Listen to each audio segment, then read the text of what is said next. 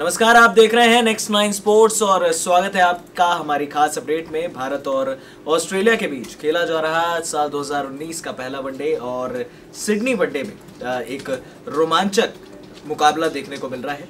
आपको बता दें कि भारतीय टीम 289 के लक्ष्य का पीछा कर रही है और जिस तरह से भारतीय टीम ने यहाँ पर अब एक अलग तरह से डोमिनेट किया है, क्योंकि आज फिर भारतीय बल्लेबाजी की पोल खुलकर सामने आ गई है। ये जो हमेशा कहा जाता था कि हम डोमेस्टिक क्रिकेट नहीं खेलेंगे, हम सिर्फ वनडे क्रिकेट खेलेंगे या फिर हम डायरेक्ट इंटरनेशनल मैच खेलेंगे, ये जो 3-3 महीने का जो रेस्ट मिला था ये कुछ खिलाड़ियों को बड़ा भारी पड़ा है, चाहे वो दिनेश कार्तिक हो, शिखर धवन हो, अंबती रायडू हो। क्योंकि अंबती रायडू और शिखर धवन ने तो खैर कसम खाई भी हुई है और रन भी नहीं हो रहे हैं इनसे। आज फिर दोनों 0 पर आउट हुए हैं और इसके बाद दिनेश कार्तिक, जहां जिनका काम था यहाँ पर गेम को चलाने का, रोहित शर्मा का साथ देने का, क्योंकि एक अच्छा प्लेटफॉर्म सेट किया था धोनी और रोहित शर्मा ने। इस मैच में कई रिकॉर्ड्स भी बने हैं। आपको बता दें कि महेंद्र सिंह धोनी भारतीय क्रिकेट के 6ठे बल्लेबाज बने हैं जिन्होंने 10,000 के जादुई आंकड़े को छुआ है। ये बहुत कम बल्लेबाज ऐसा कर पाए हैं और शायद दुनिया के पहले बल्लेबाज हैं जो लगातार नंबर 5, नंबर 6 पर 50 की औसत के साथ 10,000 रन पूरे कर चुके हैं। क्योंकि अब तक हमने टॉप ऑर्डर को ही देखा है, चाहे वो सनत जयसूर्या हो, सचिन तेंदुलकर हो, रिकी पॉन्टिंग हो, विराट कोहली हो। ऐसे ऐसे बल्लेबाजों ने 10,000 के आंकड़े को छुआ है जो ऊपर बल्लेबाजी करते हैं। लेकिन इतना नीचे आने के बावजूद अपने करियर में महेंद्र सिंह धोनी ने 10,000 के जादुई आंकड़े को छुआ। ये काफ़ी रोमांचक रहा। धोनी और रोहित शर्मा ने मिलकर पारी को संभाला। भारत का स्कोर एक समय 4 रन पर 3 विकेट था और उसके बाद वहां से 141 तक इन्होंने पहुंचाया। और भारतीय टीम अगर मौजूदा स्थिति की बात की जाए तो 40 ओवर में भारत का स्कोर 188 रन हो चुका है 5 विकेट के नुकसान पर। इसी बीच बड़ी खबर ये आपको बता दें कि रोहित शर्मा ने अपने करियर का 22वां शतक जड़ दिया है। जी हाँ, 111 गेंदों में उन्होंने शतक जड़ा है, 7 चौके और 4 छक्के जड़े हैं।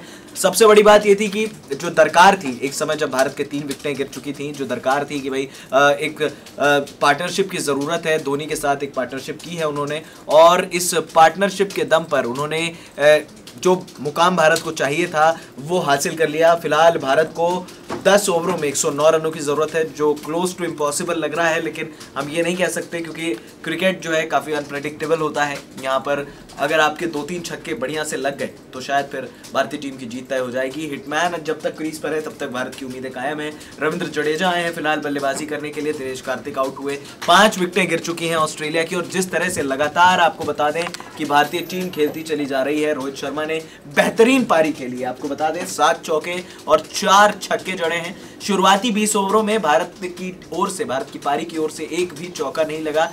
भारत ने 4 छक्के जड़े थे सिर्फ, लेकिन उसके बाद धीरे धीरे धोनी और रोहित ने भारत को वहां लाकर खड़ा किया जहां पर भारत जीत की ओर देख रहा था। क्योंकि जब शुरुआत में 3 विकेट गिरे, जेसन बेरेंडॉफ ने जो शुरुआती झटका दिया शिखर धवन को, उसके बाद आउट किया विराट कोहली को झाई रिचर्डसन ने, उसके बाद अंबती रायडू जिस तरह से LBW हुए।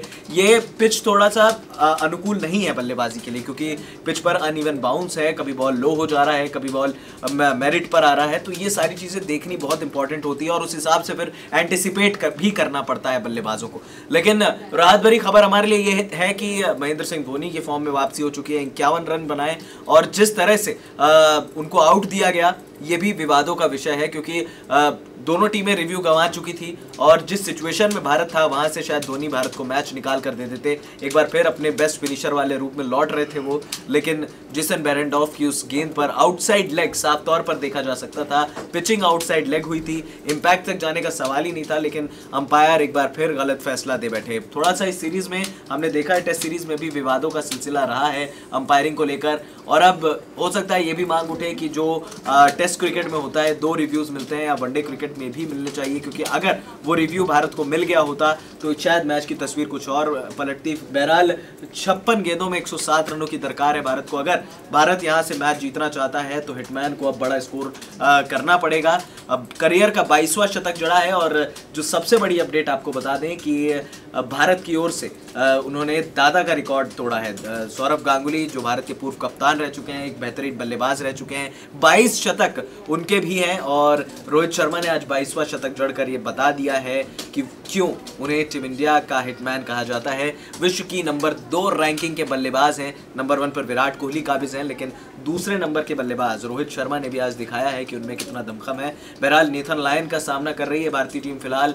हालांकि आज लायन का जादू जो है चला नहीं है, डोमिनेट नहीं करने दिया है आज लायन को भारतीय टीम ने, कहीं ना कहीं काउंटर अटैक किया है और उस हिसाब से जो प्लान्स थे भारत के उस हिसाब से उन्होंने एग्जीक्यूट किया है। लेकिन जो शुरुआती 3 झटके लग गए, जेसन बेरेंडॉर्फ, जाहिर रिचर्डसन और पीटर सिडल की 8 साल बाद वापसी हुई है ऑस्ट्रेलियाई टीम में। कहीं ना कहीं ऑस्ट्रेलियाई टीम को जितना कमजोर हम आंक रहे थे उतना नहीं है ऑस्ट्रेलियाई टीम। अब देखना होगा कि क्या भारत यहां से मैच को जीत पाता है, क्योंकि बहुत मुश्किल है, इम्पॉसिबल हम नहीं कह सकते, क्योंकि अब 105 रन चाहिए 54 गेंदों में, 9 ओवर में करीब करीब 11 से ज़्यादा की औसत है यहाँ पर। तो अब देखना होगा कि भारतीय टीम किस तरह से मैच को जीतती है। फिलहाल इस खास अपडेट में इतना ही।